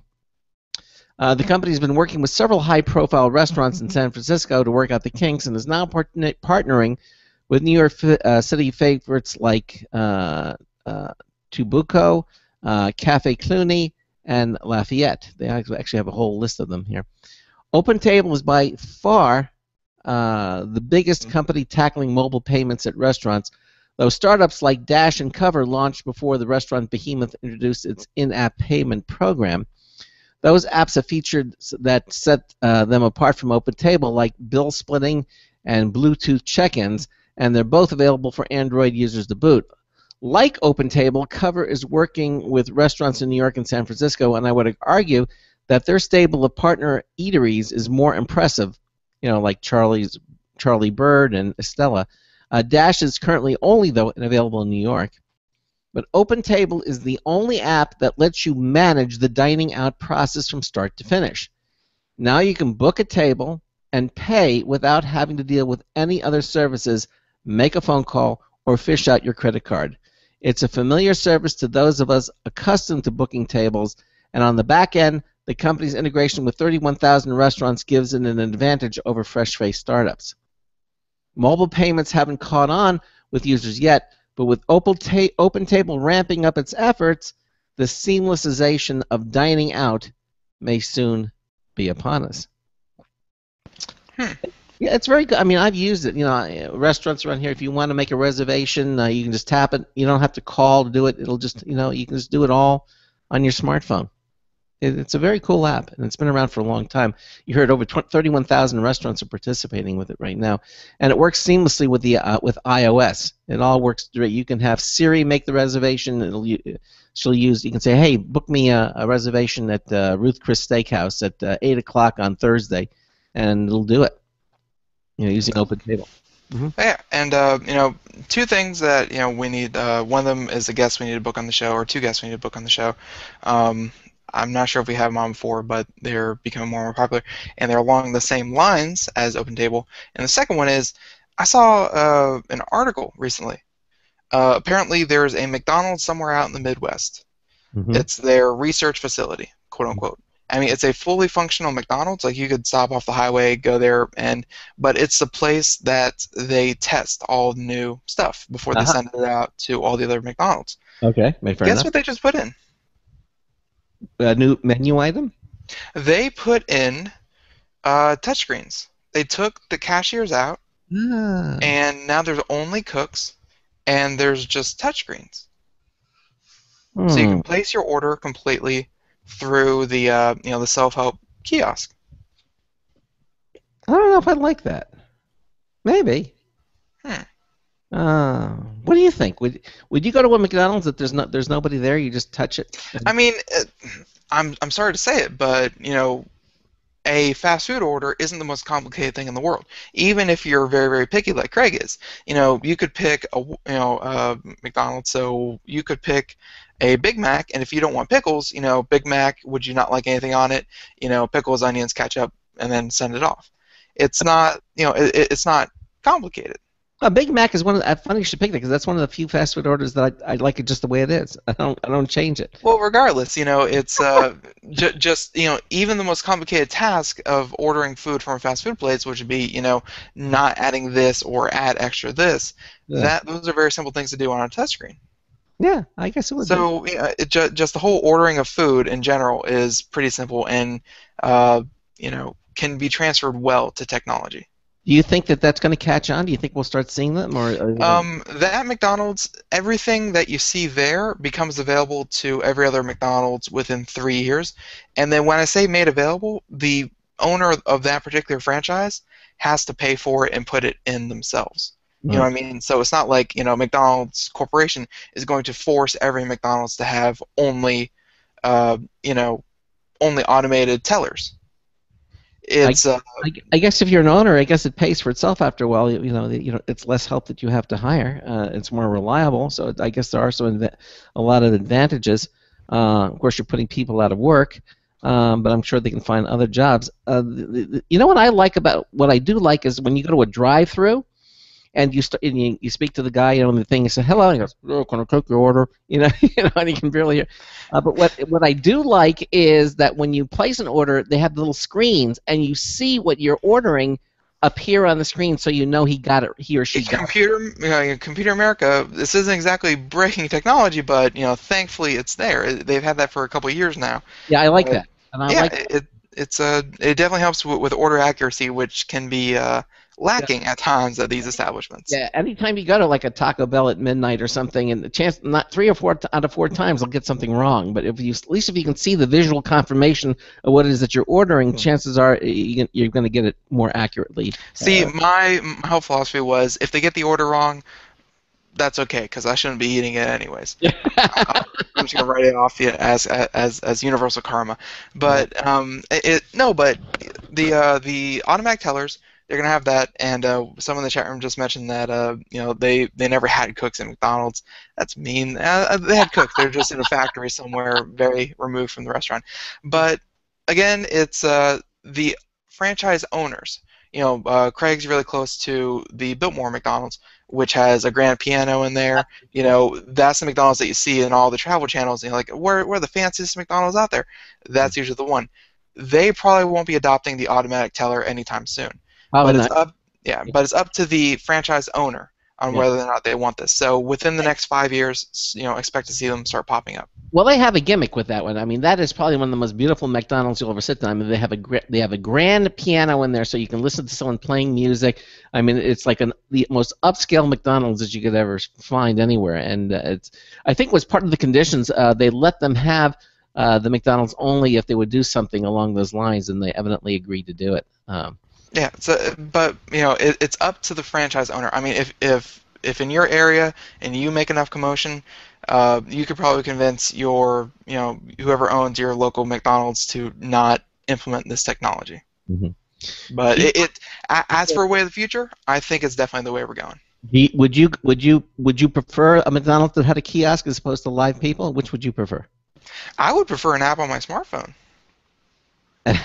Yeah. An app on my smartphone, and if they could hire the quarterback from the local high school so that I could punch the order in, drive by, slow down to about 25 miles an hour, and then the quarterback could just chuck my food into my car through an open window, I mean, that would be best case scenario. I don't think that's happening, but seriously, would you frequent a McDonald's where you could just tap I would much rather, again, I'm completely serious, any kind of software you have on these self-service touch kiosk, what have you, any kind of software you have on that would actually probably make it pretty easy, would be pretty easy to convert to a phone app. Yeah, well, there are a lot of supermarkets. I know Publix now. You can actually you can use their app, and you can actually order a sub or anything, and then you just drive up and you pick up the sub and everything without having to place the order. I mean, and that's what I'm saying. It'd be easy to, I'd rather have an app so I don't have to touch those grubby screens. Let's all be honest here. That's the main issue I'm having, is those screens will get grubby. Have you used the Publix app where you can order your subs? No, I've never used any kind of app that. Honestly, I've used like 3 apps in my life, but Well, you should try it and then let us know how. More, just like we were talking about with OpenTable, there are more and more apps coming out that are making food all the easier. Yeah, I'd be curious. I would. Why don't you try the Publix app and order an order? See, Publix is, that's actually one of the few things that's when you're making a sub, there's something primal about it. I want to see them, look them eye to eye, face to face, really get who they are as a person before they start my sub. Ask them the bare minimum 10 questions, and then they can touch my food. I see. Okay. And if they don't pass, I wave the manager over and I have them make it because. Okay. You're worse than I am when it comes to this. All right. Ben and I are doing the computer and technology news. Brought to you by Slimmer Utilities. It's your turn to do a story or mine? It's my turn to do a story. Well, then do it. There's a story here that has been developing over the weekend. It went viral, and I think it's worth talking about again. Okay. So Comcast has some, bad publicity / PR to make up, what have you. Even though they're a quintessential monopoly, calls like this get out from time to time, and it kind of, just kind of shows how poorly customers are treated once in a while. Right. So, this article from The Consumerist, I saw it, directly from the source, the YouTube video, but it's been making the rounds everywhere. So this one from The Consumerist, and again, the title, Comcast tells customer the only reason he's getting bogus charges refunded is because he recorded the call. Exactly. So, most of us have been in a situation, and probably once or twice with Comcast, you're told by the first person that something is free, and then you get billed, and then you get the bill for it when you call to find out why. Everyone you talk to tells you that you are out of luck. If only you had recorded the first call, right? That was what smart move made by YouTuber Tim Davis via Reddit when he called up Comcast to complain that internet service at his new home was spotty. In the video, Tim explains that he moved his Comcast service with him when he relocated. At his new place, he did a simple self-install, called up the automated line, and all was well. Then things went south about a couple of weeks later, and he was losing his connection for a few minutes at a time every few hours. Wow. So a call to Comcast confirmed his issue and determined that it was a problem with the cables running to the building, not anything he'd done when setting up his system. In the video, Davis includes a brief recording of the Comcast rep telling him that there will be no charge because it's an outside issue. They never had to come into his home, therefore he wouldn't have to charge anything. All is fine until a week or two later when Davis receives a bill includes $99.99 for quote-unquote failed self-install and another $32 for quote-unquote failed video self-install kit and another $50 for wireless network setup. That's $182 in total. Wow. So, but, insists Davis, the problem wasn't that he failed to do the self-install correctly or that there was a failed self-install kit, since the problem involved cables entering his property that he never touched. The tech never set up or did anything with Davis's Wi-Fi system, so the setup charge was bogus. All he had him was come out and check the cables, never did anything with the Wi-Fi. So during his first call, a rep tells Davis that the tech install a new coaxial cable jack. Davis not only claims that didn't happen, but that the tech would have been required to get the landlord's permission to do the install. The CSR also asserts that the tech did indeed set up Davis's wireless system, in spite of Davis's insistence that nothing had been done during the tech's visit. Right. So, after being put on hold for an hour, Davis hung up and tried again, this time reaching a supposed quote-unquote supervisor who pointed out that $50 for the Wi-Fi setup is offset by a $50 service discount, so that's free, even though it shouldn't have been a charge to begin with. She also said that there was a $50 discount on the supposed failed self-install, meaning Davis is being charged $50 for the non-existent failed install, plus the remaining $32 for the failed self-install kit charge, a total of $82 that is still being disputed at this point. She offered him like they were prone to do. She offered him an upgrade to a service for 12 months, would have totaled a value of $60, would have left him on the hook for 22. Davis is not happy about that either. So he doesn't want a cheap internet service upgrade spread out over 12 months. He wants and asks to have his full $82 refunded. The rep balks, saying that she can't issue him the credit because it is a valid charge, quote unquote. And in quote, every time we send out a technician, there's a $50 charge. And by the way, I have heard the phone recording. The Comcast rep, from the very first call when he sends out the technician the first time, says on no uncertain terms that it will cost him nothing. And he has the phone call and he plays it for the second rep. Oh. So yeah, and she listens to it and he's like, well, it's he lied to you, so I'm gonna have to go take this up with my supervisor. Calls him back about 3 hours later, and apparently she got permission from the supervisor saying that she can indeed put back the $82. Oh wow! Only because he had the recording of the first person who sent out the technician. And he asked her this explicitly. He said, if I didn't have this recording of this call, would you still have charged me that? And she said, yes, because you have proof, we were able to refund your money. Wow. So, customer service has just been thrown out the window with everything else. And so record all your calls to your cable company. He mentioned, by the way, on his original YouTube video, because not many people have landlines anymore, and not many people know how to record phone calls. He did all this by installing Skype, making all of his phone calls with Skype, to Comcast, and he used a simple program that he found online to record Skype calls. Oh, Skype won't record its own calls, right? Yeah, but the point is, I think you pay $3, I think a year, some ridiculously that allows you to use Skype to dial landline phones. Yeah, it's incredibly small, and it lets you very easily record your phone calls. Yeah, exactly. All right. Well, there you go. Oh yeah, and by the way, to cap it all off, the supervisor said that all the back and forth that they went through, they were perfectly allowed to do that because that was what they called, quote unquote, negotiating the bill. They were negotiating until he brought forward his evidence, and then they reversed it.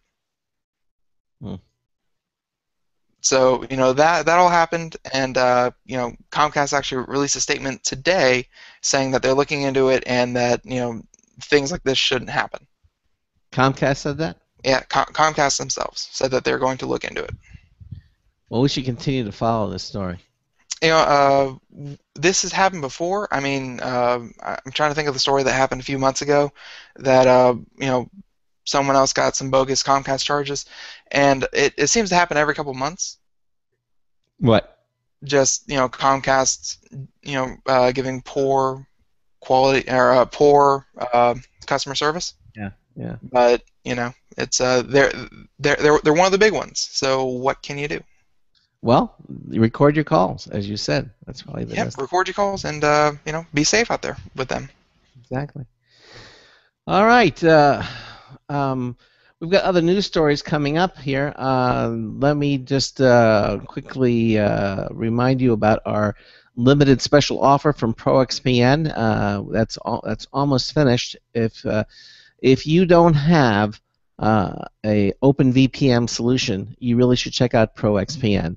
Because when you go online, you and your computer are in danger of having your privacy compromised. And I'm not talking about just going to a Starbucks. But even in your own home, your internet service provider can monitor where you go and what you do. Okay, and you can be blocked if you do anything that they think exceeds their guidelines. But with ProXPN, you don't have to worry about any of that. I said it's because it's hosted not only here in the U.S. but also like Amsterdam and London and Singapore. So when you're online, you actually appear as though you're located in those cities. ProXPN is 100% secure. I use it. It's 2048 bits. The encryption tunnel is 512. Basic, I use it on my Mac. I use it on my gold iPhone 5S. it actually adds OpenVPN to Android phones, which it normally doesn't have, so you don't have to use point-to-point tunneling protocol, but it will let you use PPTP if you like, because it supports that as well. Look, we want you to use ProXPN. Okay, we want all of you to use it and try it for yourself. So here's the deal. You can download ProXPN for free and use it for free, but the premium version really is so much faster and better. Normally it's just $10 a month or $75 a year, but if you use the code COMPAM, you'll get an additional 20% off the membership. And once you do that, it's good forever, not just the one time. So that's less than $5 a month when you go for the yearly plan. Look, you really need this. Head over to our website at computeramerica.com. You'll see the ProXPN logo right on our homepage. Just click it. It'll take you to the special page. All the information is there, and it'll also take you to the ProXPN special site that where we have set up. You put in the program code COMPAM just once for 20% off of your membership forever. It's ProXPN. You need it. Check it out. Do it now. All right, you're listening to the Computer America Show on the Blog Talk Radio Network, on the Boost Radio Network, on the IRN Radio Network. We're doing computer and technology news brought to you by Slimware Utilities, the official optimization software of Computer America. We got more stories coming up. We'll be right back with a new Newsprints Live Bulletin review. This is a special alert to all Americans who own a vehicle with less than 120,000 miles with an auto warranty about to expire or no warranty coverage at all. Due to a decline in the economy and major car companies filing for bankruptcy, Cover America Auto Care has announced revolutionary, inexpensive mechanical breakdown coverage that is now available to the general public to save consumers thousands on auto repairs. An open phone line has been established for drivers to call who own a vehicle that is less than 10 years old for a free 5-minute quote and to see if you qualify. The number is 800-483-2514. Drivers who are covered with this auto protection will not have to pay for a covered repair again. This is the auto coverage now sweeping across America at a fraction of what dealerships charge and is now available to the public by calling today. The number to call is 800-483-2514. 800-483-2514. That's 800-483-2514. Don't complain about your cable bill going up and up and up. Do something about it. Grab a pencil and jot down this special number, 1-866-663-MyTV. The more cable TV rates go up, the better digital satellite TV looks. So, disable the cable and get more of your favorite channels in 100% digital quality for less money. Call 1-866-663-MyTV right now to sign up for packages starting as low as $19.99 and up to 4 rooms. And there's no equipment to buy. That includes your free HD TV upgrade, your free DVR upgrade, and your free professional installation. And the best part, the pristine digital picture and sound. Call 1-866-663-MyTV. So, what are you waiting for? Pull out your major credit or debit card. Call 1-866-663-MyTV. 1-866-663-MyTV. Disable the cable, cut costs, and get more. Call 1-866-663-MyTV. 1-866-663-MyTV. Hi, this is Marty Winston with a News Tips Bulletin Review for Computer America. This time it's the Baco Nightstick rechargeable flashlight, model NSR 9746. Bacon? Do you remember Bacon. Captain Kangaroo? Mhm. Well, not even Captain Kangaroo could fit a 13-inch long Baco Nightstick NSR 9746 rechargeable flashlight into his pocket. But this brute of a metal-cased light is designed for ready access with a slip-in charger dock that an AC wall wart or a car's 12-volt accessory plug can power. Holding in its power switch cycles it through its 3 modes. There's a high mode, 420 lumens, good for 275 minutes per charge. A medium mode, 225 lumens, good for 10 hours. And a low mode, 45 lumens, good for 63 hours. It also has a 400 lumen strobe mode, good for 8 hours. And you activate that just by double-clicking. Bottom line, the Baco Nightstick NSR 9746 rechargeable flashlight offers a lot of light, a lot of runtime, and a lot of heft with a stay-ready charger dock so you know where to find it. This is Marty Winston with a News Tips Bulletin Review for Computer America. Welcome back to the Computer America Show. That was Marty Winston with a new news tip bulletin review. Not what Craig said earlier, which was like news live bulletin tip review or something like that. So I look forward to hearing those again, 4 more times each throughout the course of this week.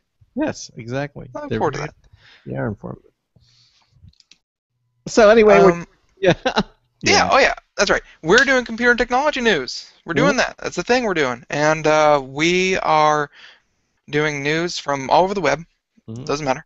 And Craig, I believe it's your turn to pick a story. Yes, it is. Maximum PC, Paul Lilly. Intel previews a 14-nanometer Core M Broadwell architecture for thin form factors. After seeing Broadwell appear on a number of leaked roadmaps, Intel today finally provided some technical details about its 14-nanometer manufacturing process and what the future holds. Okay, the first Broadwell chip to be based on this new microarchitecture. Blessed with the new microarchitecture. I know. Will be Intel's Core M chip. The cursor was over the word bias, and it looked like blessed. Which the company expects to power a broad range of products, everything from the infrastructure of cloud computing and devices that fall within the Internet of Things to personal and mobile computing products. This represents a tick in Intel's tick-tock cycle, the last tock being Haswell. Broadwell essentially represents a die shrink of Haswell to 14 nanometers, along with various optimizations, though Intel also baked in a few new goodies. Okay, Broadwell-based Core M chips use Intel's second-generation Tri-Gate transistors, which lead the way in performance, power, density, and cost per transistor. Intel said it was able to achieve a greater than 2 times reduction in the thermal design when compared to a previous generation of processor, while providing similar performance and better battery life. Intel's integrated model, the combination of our design expertise with the best manufacturing process, makes it possible to deliver better performance and lower power to our customers and to consumers, said the Intel Vice President and General Manager of Product Development. This new microarchitecture is more than a remarkable technical achievement.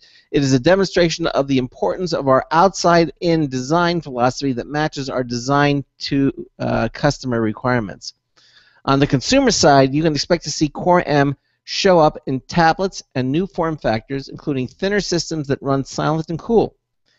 Part of that is made possible by the fact that the Broadwell Y platform supports a 25% smaller board area compared to Haswell.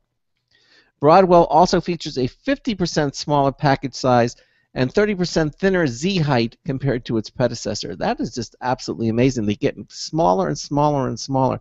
It's getting down to it's getting close to a molecular level at this point. I told you before that they had the timeline actually up on Wikipedia of all places of how small the architecture is going to get, and we're just hitting the 14. It's supposed to go down to 11, and then I think 7, and then the latest projection they have is by 2020 they're going to get down to 5 millimeter. 5 nanometer. 5 nanometer. I'm sorry. There we go. 5 nanometer, which is just incredible. I mean, you're going to need tiny, tiny, tiny hands to work on that. Yeah, no, they're not workable. Anything goes wrong in that, that's the end of it. That's it. So you burn out the processor. There's no repairing it. You just pop. That's pretty much true now. You just pop it out and put another one in. There's really no way of fixing these things. Yep. Actually, there's another story. I'm not going to do that one. We'll probably do it a little bit later. But Intel takes wraps off the Core M processor. Yes. And lets PCs run sans fans. Without a fan. Yeah. Yes. Mm-hmm. Okay. That's one of the benefits of small form factor is less heat. You want to do that? Nope. We're going to do this one from Maxim PC. Okay. And Maxim PC, Paul Lilly, Origin PC. You may know them as the lovely, lovely, beautiful, talented, awesome people that gave me my computer. And all the compliments and giving me my computer have nothing to do with each other almost. Of course not. But they're going to be on the show tomorrow, by the way. They are going to be on the show tomorrow. I can't wait to have them on. They're always fun to talk to. They make computers. They're the some of the higher ups from the original Alienware PCs before they got bought out by Dell and became corrupted. So. Apparently, Origin PCs, and yes, we're going to talk about this tomorrow night, I'm sure. Origin rolls out BattleBox Titan Z for 4K gaming. Okay. You know, 4K is all the rage we're talking about with, you know, with all the TVs and everything. So apparently, Origin PC is jumping on the train to talk about 4K gaming. The 4K era is in its very early stages, and though the technology still has room for improvement, you can make the leap if you're determined. Boutique builder Origin PC is all too happy to satisfy your 4K gaming needs with its NVIDIA BattleBox Titan Z systems that are now available. These are basically refreshed Genesis, Millennium, and Chronos machines equipped with NVIDIA GeForce Titan Z graphics cards. Those, and by the way, the Genesis, Millennium, and the Chronos machines, they're just the different size cases that they have. So you know, think small, medium, and large. Quote, whether you're new to 4K gaming or not, each Origin PC BattleBox Titan Z system, that's a mouthful, was designed to provide the best 4K gaming experience right out of the box.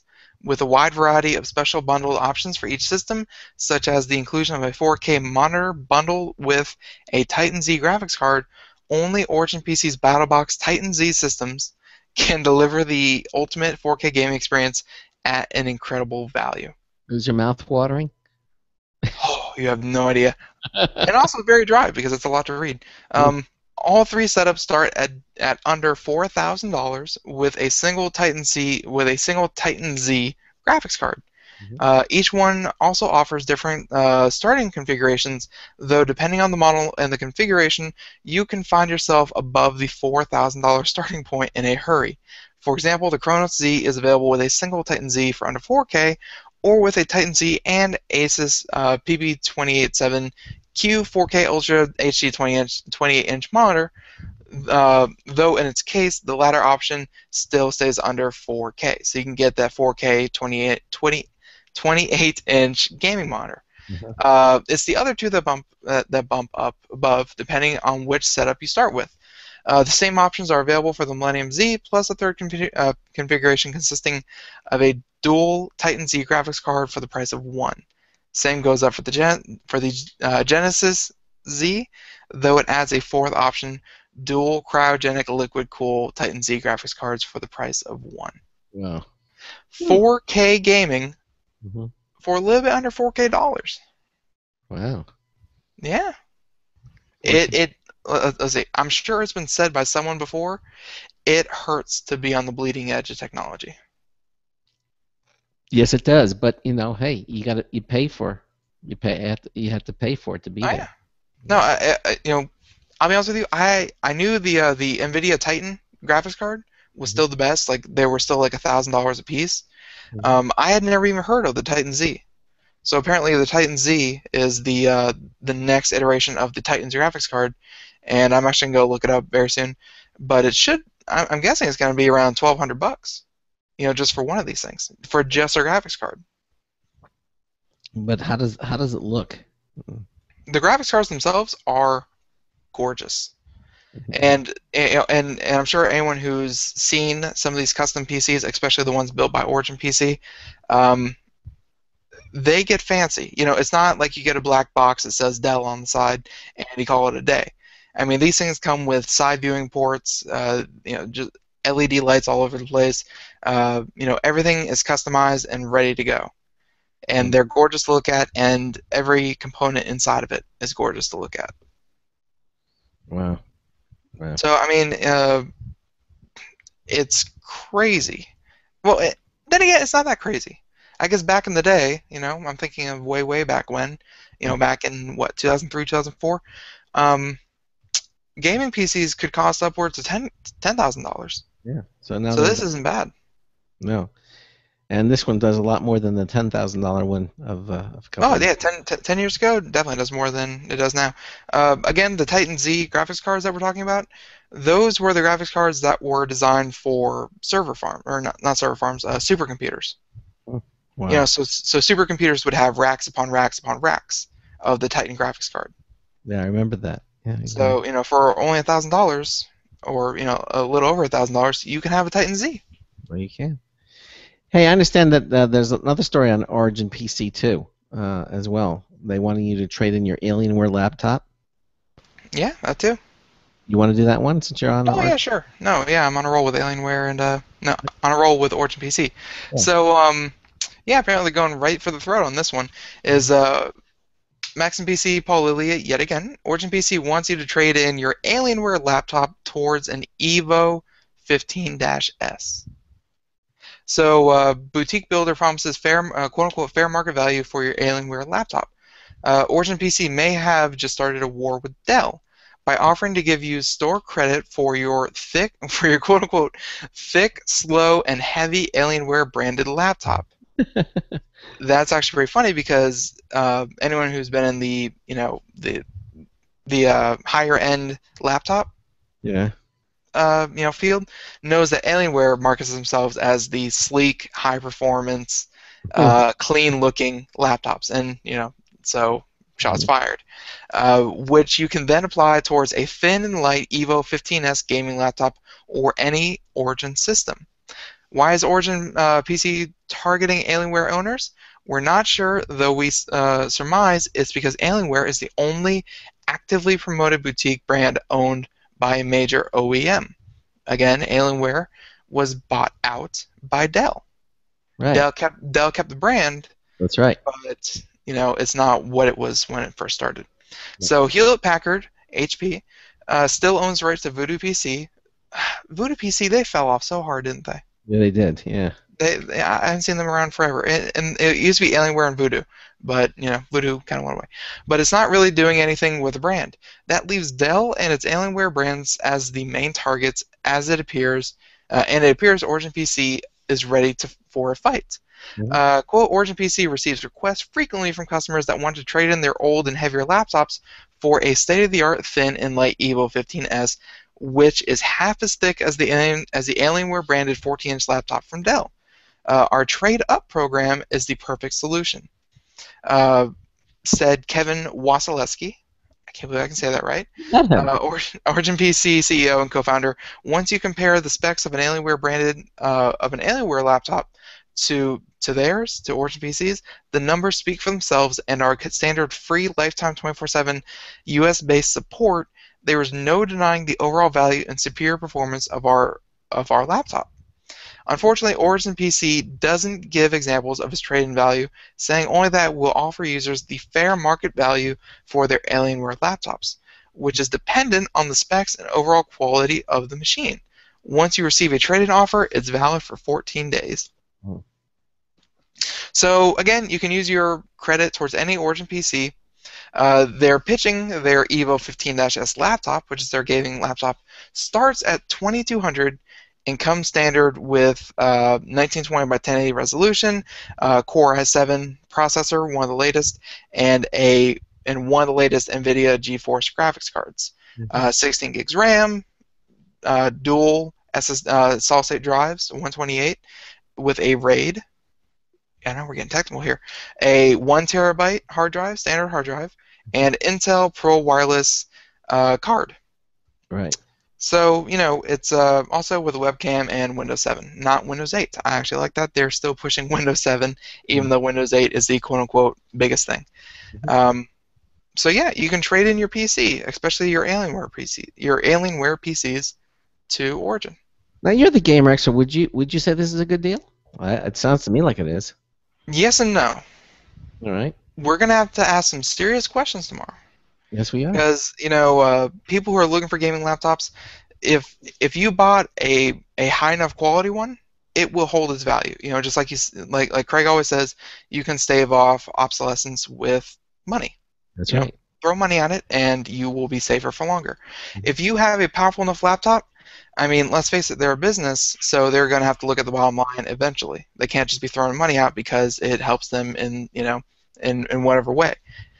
So it might be more cost-effective, and again, love Origin PC, we're going to have to ask some questions, but it might be more cost-effective to actually sell your laptop to someone over, say, Craigslist, eBay, what have you, and just take that money and put it towards a new Origin PC.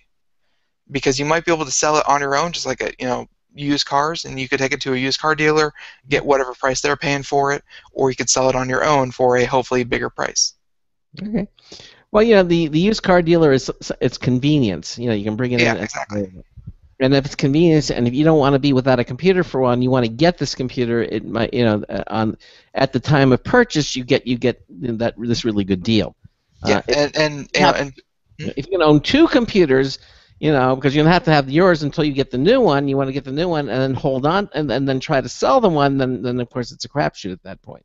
Yeah. So just like a used car dealership, if you sell your used car to them, you'll get in-store credit, quote unquote. Whatever it is for cars, you're gonna get a trade-in value. Origin PC will do the exact same thing. They'll give you trade-in value, but it probably won't be what you could probably get if you try to sell it on your own. Of course, that involves legwork, potentially meeting scary people over the internet, just a whole medley of things. So, like Craig said, convenience compared to the price you'll actually get, this might actually be a really good deal. Yeah, it is. It looks like they're making a good offer, too. Yep. Okay, well now I do want to do the one which we had alluded to, which is that Intel unwraps Core M chip that lets PCs run without fans. Okay, the new 14 nanometer processor, codenamed Broadwell, allows for computers that are less than 9 millimeters thick, about a third the thickness of PCs from 2010. Intel today officially took the wraps off its new processor, the Core M, known as Broadwell, that will let PC makers build much thinner and lighter devices. Okay. Intel and other chip companies are racing to release ever more advanced processor technologies by shrinking the geometrics of the chip. Intel is ahead of the pack with its processors built on 14 nanometers, or billionths of a meter. Moving to 14 nanometers from Intel's prior 22 nanometer chip, dubbed Haswell, allows PC makers to build devices that are thinner, lighter, and more power efficient and don't need a fan. That's the kill of the fan. If you get rid of that fan, that is amazing. Removing a fan is key for Intel as it pushes its chips in tablets and laptops that can convert into tablets.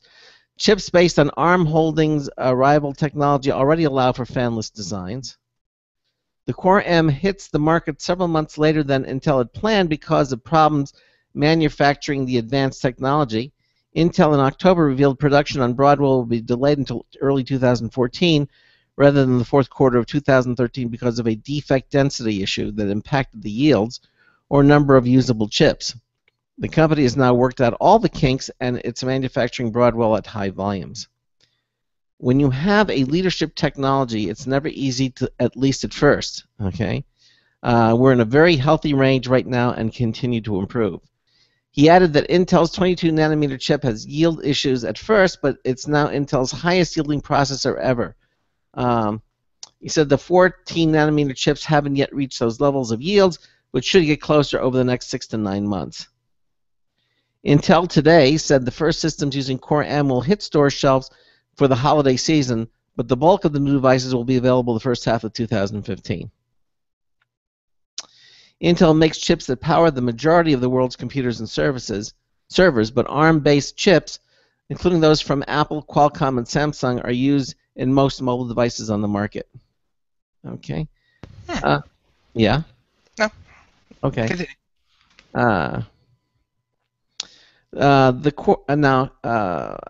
vice president of Intel's platform engineering group during a press briefing showed off a thin PC reference design about 7.2 millimeters thick, which is thinner than an iPad Air, that could be enabled with the Core M. She compared it to a 26 millimeter thick laptop from 2010, which she judged could be used for weightlifting. The Core M enables less than 9 millimeter fanless 2-in-1s for the first time on the Intel Core roadmap, she said, and you will get in those systems the core performance you have come to expect. Along with the fanless devices, the Core M's packaging is about 50% smaller and 30% thinner than Haswell, which makes it better suited for smaller PCs. The chip also has a 60% lower idle power level, which boosts battery life. Amazing. So we're about due to see some really interesting computers for the holiday season. Really good computers. Mm-hmm. You know, and not to toot our own horns here, but it sounds like it's going to get more and more confusing. As technology has developed and developed, it's not getting to the point where there's one clear-cut winner. It's if you can afford the 300 model, get the 300. If you can afford the 500 model, get the 500.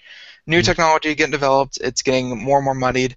Each company has their own, and smaller processors. What does that mean for you? We can help with that here at Computer America.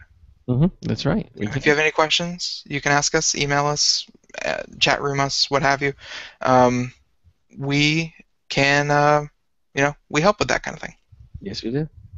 So, pick a story. Pick a story, he says. Yeah, okay. I think we had time for one more. All right, well, we'll do one more. This one from CNET. And Hubble discovers zombie star haunting the universe. Oh, what? You thought I was going to stick with technology all night? Poosh. Poosh. Okay, so quick call Rick Grimes from The Walking Dead. It looks like we may have a cosmic zombie on our hands. Typically, a supernova wipes out the exploding white dwarf star that is unfortunate enough to be caught in the middle of it. It turns out that some stars may survive their own personal apocalypse, leaving behind what NASA describes as a zombie star. Scary. A team of astronomers combed through the data from the Hubble Space Telescope and found a star that appears to have survived, after a fashion, a weak supernova. This type of weak supernova is called a type lax, not to be confused with its brighter brethren, which are supernovas called type La, or type La. The zombie-producing supernova has been named SN 2012Z. It sits about 110 million light-years away from Earth. Hubble managed to capture the image of the star host galaxy several years before the supernova occurred, giving astronomers a before and after view of the event. Finding the star remnant was an aha moment. Quote, I was very surprised to see that anything at the location of the supernova. We expected the progenitor, there we go, system would be too faint to see, like any previous search for normal type law supernova progenitors. Progenitors. That's a weird word. It is exciting when nature surprises us. The existence of a zombie star is currently a hypothesis. The astronomers hope further observation of the area in 2015 after light from the supernova has dimmed will confirm the finding. The zombie star may well have more brethren just like it out in the universe. Astronomers have already identified over 30 mini-supernovas that could have survived white dwarfs. That may not be enough to qualify for a zombie star apocalypse, but it sure sounds like it would make for a great episode of Star Trek. Because, but, I mean, supernovas are supposedly like the biggest explosions in the universe. Like if you want to get an explosion, forget any firework you've ever seen in your life. This is it. This is the thing that, bright spots in galaxies. So to hear that they have mini ones and that the stars that are at the center of them can actually survive them, that's different, don't you think? Yeah, I mean, thank goodness that we have all this vast distance between us, because we would have been toast. I mean, we're talking an explosion of incalculable, just unimaginable force, a supernova. But because it's so far away, we get away with it. We were 110 million light years away. That's right. That's a lot of distance. So all we see is that bright flash, but I mean, even 110 million light years away, we still see that bright flash. And that means it occurred 110 million years ago. That's how long, because that's how long it like to get to us. And it's still resonating. Yeah. I mean, the distances in our universe are so vast, it's just inconceivable, really, to think about how they, But yet, it's fun to think about at the same time. Yeah, we're never going to get out there, though. What? Yes, we will. You think we'll find some sort of hyperdrive, warp drive? No, actually, I don't. I think, have you ever seen the movie WALL-E? Yes. They have ships that go out that are fully functional, fully self-contained, and they're going to be pioneers. I'm completely serious here. They're going to leap from asteroid belt to asteroid belt, from solar system to solar system, and slowly you're going to spread. Yeah. I think we'll have generational ships, but we'll develop technologies that will actually greet the generational ships, on the other side. I mean, yeah, there's always, the whole talk of wormholes and that kind of thing. So, fact is stranger than 90 fiction. seconds. Well, I'd say I'm looking forward to tomorrow's show. It's going to be our Gamer Tuesday show with Grayson Hamilton. He's going to be joining us. Gray is going to be here with both hours. We're going to talk about games and entertainment, but also joining us in that hour is Argent PC. They're back, and they're going to be talking about I've never heard of these people. their Evo 15S laptop that we were talking about in one of the news stories. 60 seconds. We're going to be here on our Gamer Tuesday, and that's going to be a lot of fun, and we look forward to having you here on tomorrow night's show. So that wraps it up. Anything else you want to say, Ben? Robin Williams, thanks for the laughs. Oh, yes, absolutely. So Ben and I will see you tomorrow night. So until tomorrow night, this is Craig Crossman hoping that your hard disk never becomes floppy. Have a great evening. We'll see you tomorrow night. Good night, everyone. Thanks for joining us. Yes. Well, we got a couple extra seconds. What the heck? Quick, stretch. Hang on. 10 seconds. All right, there we go. Bye-bye. See you tomorrow.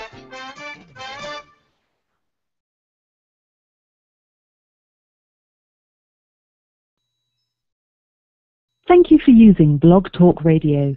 Goodbye.